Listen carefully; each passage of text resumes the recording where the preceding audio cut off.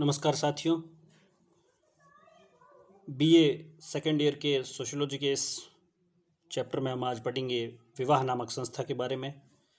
साथियों, विवाह नामक जो संस्था है यह एक अपने आप में संस्था भी है और एक इकाई के रूप में भी हम इसको पढ़ सकते हैं।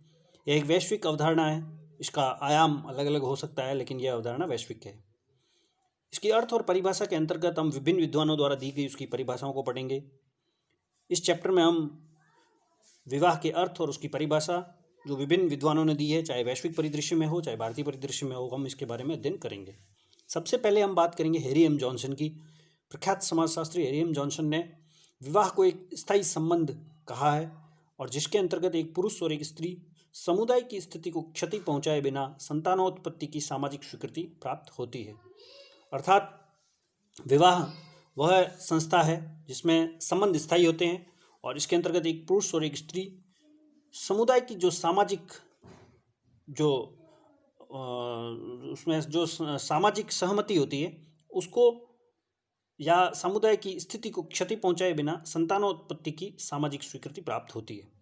नोट्स एंड क्वेरीज ने विवाह एक पुरुष और एक स्त्री का मिलन है जिसमें संतान की वैधता स्थापित होती है। E.W. बोगार्ट्स ने विवाह स्त्री और पुरुष के पारिवारिक जीवन में प्रवेश करने की संस्था कहा है।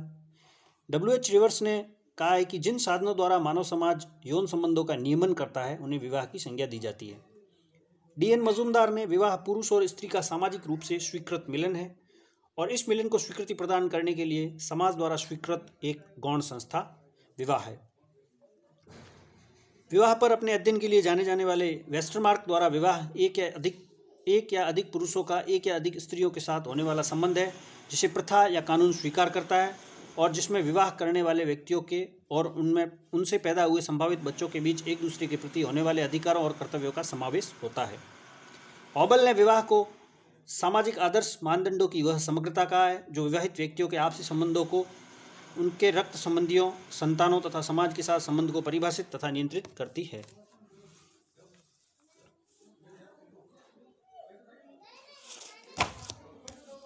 बी मलिनोव्स्की ने विवाह बच्चों की उत्पत्ति और देखभाल हेतु समझौता कहा है, इकरारनामा कहा है।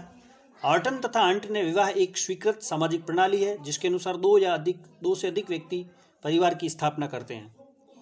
अर्वेस्ट आर ग्रोव्स ने विवाह संगी बनाकर रहने की सार्वजनिक स्वीकृति तथा कानूनी पंजीकरण है। एंडरसन तथा पार्कर ने विवाह एक या अधिक पुरुषों तथा एक या अधिक स्त्रियों के बीच समाज द्वारा स्वीकृत स्थायी संबंध है जिसमें पितृत्व हेतु संभोग की आकांक्षा निहित होती है। लुंडबर्ग ने विवाह विनिमय है जो पति पत्नी एक दूसरे के प्रति अधिकार, कर्तव्य और विशेष अधिकारों का वर्णन करते हैं। कूज के अनुसार विवाह एक ऐसा विभाजन है जो कि जनन परिवार एवं प्रजनन परिवार के बीच दोनों परिवारों में व्यक्ति की भूमिका के संदर्भ में खींची गई है। साथियों, भारत शास्त्री है जो भारतीय समाज का अध्ययन करते हैं भारतीय परिप्रेक्ष्य में, उन्होंने विवाह को एक धर्म या संस्कार माना है। जीपी मर्डॉक ने एक साथ रहते हुए नियमित यौन संबंध और आर्थिक सहयोग करने को विवाह कहा है। रैडक्लिफ ब्राउन ने विवाह एक सामाजिक व्यवस्था है जिसके माध्यम से एक बच्चे को समाज में वैध स्थान प्राप्त होता है जो सामाजिक अर्थों में वंशावली द्वारा निर्धारित किया जाता है। वैसे विवाह का शाब्दिक अर्थ होता है वधू को वर के घर ले जाना।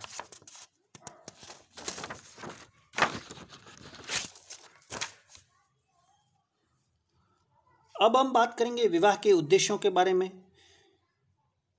यदि धार्मिक आधार पर देखा जाए तो हिंदू विवाह का सर्वोपरि उद्देश्य धार्मिक है। इसके अलावा जो प्रमुख उद्देश्य हैं जैसे है यौन संतुष्टि या लैंगिक गतिविधियों का नियंत्रण। विवाह का जो प्राथमिक उद्देश्य है वो है यौन संतुष्टि तथा लैंगिक गतिविधियों का नियंत्रण, अर्थात समाज में जो लैंगिक गतिविधियां हैं वो नियंत्रित रहे और यौन संतुष्टि हो। दूसरा है पारिवारिक उत्तरदायित्व। विवाह के माध्यम से व्यक्ति परिवार में अपने उत्तरदायित्व का निर्वहन करता है। तीसरा है संतानोत्पत्ति, अर्थात संतानों का वैधानिकीकरण। समाज द्वारा स्वीकृत संस्था के माध्यम से संतान की उत्पत्ति कर उन संतानों को वैधता मिलती है, यह विवाह का प्रमुख उद्देश्य है। फिर है व्यक्तित्व का विकास। विवाह के माध्यम से व्यक्ति अपने गृहस्थ जीवन में प्रवेश कर वह अपने व्यक्तित्व का विकास करता है और सामाजिक मानदंडों के अनुरूप अपने गृहस्थ जीवन का निर्वाह भी करता है। पांचवा है सामाजिक उत्तरदायित्व। विवाह नामक संस्था के माध्यम से अपने परिवार की स्थापना तथा समाज में अपने जीवन के माध्यम से वह सामाजिक उत्तरदायित्व को पूर्ण करता है। बॉमेन के अनुसार जो विवाह के प्रमुख उद्देश्य हैं उनके अंतर्गत है यौन संतुष्टि, घर और बच्चों की इच्छा को पूर्ण करना, तीसरा है मित्रता स्थापित करना, चौथा है सामाजिक स्थिति और सम्मान को प्राप्त करना, पांचवा है आर्थिक सुरक्षा और सम्मान। पोपनों के अनुसार विवाह के 5 उद्देश्य है। सबसे पहली है यौन इच्छा अर्थात लैंगिक गतिविधियों का निर्वहन करना, दूसरा है श्रम विभाजन, तीसरा है घर और बच्चों की इच्छा को पूर्ण करना, चौथा है मित्रता और पांचवा जो पोपनों ने उद्देश्य बताया विवाह का वो है आर्थिक सुरक्षा। डीएन मजूमदार ने विवाह के जो उद्देश्य बताए उनके अंतर्गत उन्होंने कहा है कि घर की स्थापना करना, घर अर्थात अपना गृहस्थ जीवन जहाँ पे हम निर्वाह करें उस जगह को घर कहते हैं, फिर है लैंगिक संबंधों में प्रवेश, तीसरा है प्रजनन और चौथा है बच्चों का पालन पोषण। विवाह नामक संस्था के माध्यम से हम वैद्य बच्चों की उत्पत्ति के द्वारा हम परिवार की स्थापना करते हैं और जिस परिवार में हम बच्चों का पालन पोषण करते हैं यही विवाह का प्रमुख उद्देश्य है। जीपी मर्डॉक ने यौन संतुष्टि को पहला विवाह का प्रमुख उद्देश्य बताया, फिर उन्होंने आर्थिक सहयोग और तीसरा उन्होंने संतानों का समाजीकरण के माध्यम से व्यक्ति विवाह नामक संस्था के द्वारा अपने परिवार की स्थापना करता है और अपनी जो उस परिवार संस्था है उसमें उन बच्चों को, यह बच्चों की प्राथमिक संस्था है जो समाजीकरण में महत्वपूर्ण भूमिका भी रहती है।